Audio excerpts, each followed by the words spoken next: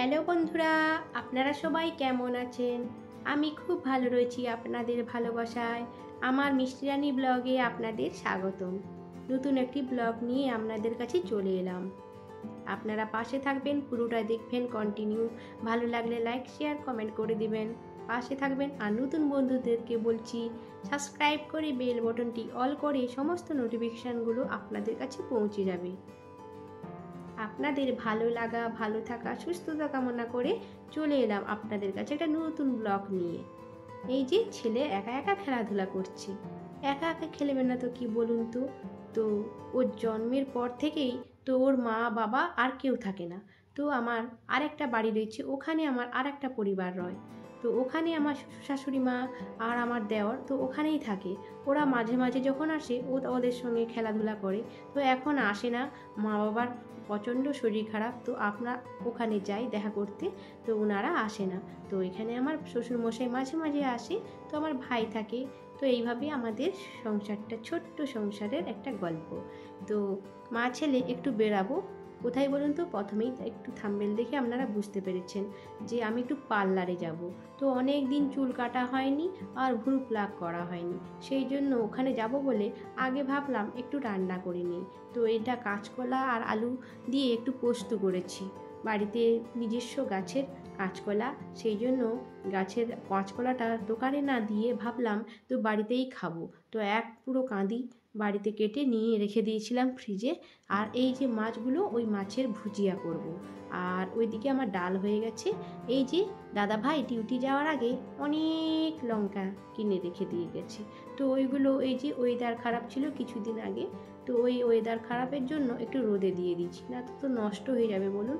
এইভাবে দাদাভাই যখন ডিউটি যায় তো 1 কিলো বা আপনার এই 2 কিলো বা 3 কিলো সমস্ত A to Z চিনি থেকে সমস্ত ভুসিমাল এইভাবে তুলে দিয়ে যায়, তাহলে আমাদের একটু সুবিধা হয়, তা আমাকে অতটা বাজার যেতে হয় না।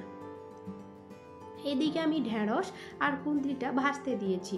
তো ঢ্যাঁড়স কুঁদরি একসঙ্গেই ভাজতে দিয়েছি। আপনারা বলবেন দিদি ভাই এটা কি করছো, ঢ্যাঁড়স তো হড়হড় করে, তো কুঁদরির সঙ্গে কিভাবে ভাজাবে? হ্যাঁ, হয়ে যাবে, কারণ আমি নুন আর হলুদটা এখন দেই না। ভালো করে ওই যে হড়হড়িটা কেটে গেলে, ভালো করে লাল হয়ে ভাজা হয়ে গেলে তারপরে নুন আর হলুদ দিয়ে ভাজবো সুন্দর করে। এই যে কড়াই বসিয়ে দিয়েছি, এবার আমার ওই মাছগুলো ভেজে নেব। তো মাছগুলো একটু গন্ধ করবে বলে আমি একটু ওই টমেটো, কাঁচা লঙ্কা, পেঁয়াজ দিয়ে পোস্ত দিয়ে একটু ভুজিয়া করে নেব। এই যে রেডি করে রেখেছি, ওই টমেটোটা দিয়ে একটু ভুজিয়া করে নেব।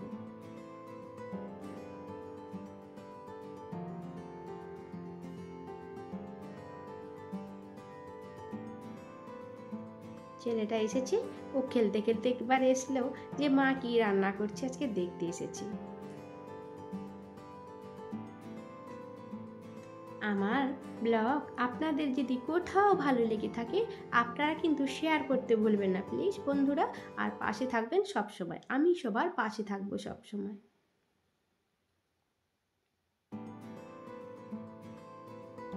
কি সুন্দর দেখুন, লাল টকটক করছে, ওইদিকে রান্না হচ্ছে আর এইদিকে মাঝে মাঝে লঙ্কাগুলোর কাছকে আসছি, একটু হাত দিয়ে ভালো করে একটু নাড়াচাড়া নিচ্ছি, কারণ সুন্দর করে যাতে সবার শরীরে একটু রোদ ঢুকে যায়। প্রত্যেকটা লঙ্কাতে না রোদ লাগলে একদম সত্যি নষ্ট হয়ে যাবে। আর এরকম কিনা জিনিসগুলো যদি সত্যি নষ্ট হয়ে যায় খুব খারাপ লাগে বলুন তো। তারপরে এই যে আমাদের লিচু গাছ, যেটা আপনাদেরকে প্রত্যেকবারেই আমার ব্লগে দেখায়। আর এই দিকে একটু স্কিপ করে আপনাদেরকে দেখিয়ে দিলাম যে আমি অলরেডি রেডি হয়ে পার্লারে গিয়েছি, আবার রান্নাঘরে চলে এলাম। এই যে কুঁদরি আর ঢ্যাঁড়স ভাজা হচ্ছে, ওইগুলো আবার একটু নেড়ে নেব, কারণ ভাজা তো একটু তো দেরিই হবে, তাই না বলুন।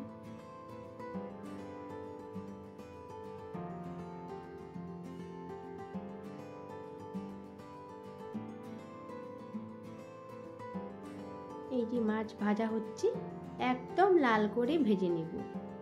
আপনারাও বাড়িতে করতে পারেন, মাঝে মাঝে মাছের কোনো রেসিপি না করেও এইভাবে ভুজিয়া করবেন, সত্যি খুব টেস্টি হয়।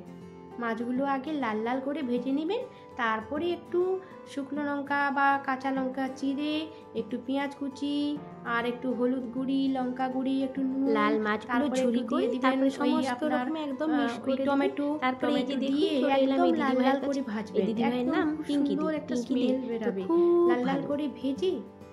কি সুন্দর ভুরুপ্লাক করে জানেন, এত সুন্দর ভুরুপ্লাক করে যে আমার বড়দি ভাই অনেক দূর থেকে আমার বাড়ি আসে এই দিদি ভাইয়ের কাছে প্লাক করতে।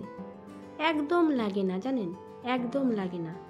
কি সুন্দর ধীরতা দিয়ে কি সুন্দর করে প্লাক করে।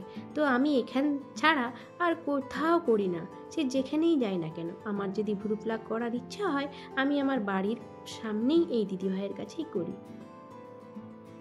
তারপরে চুলটা কেটে নিচ্ছি।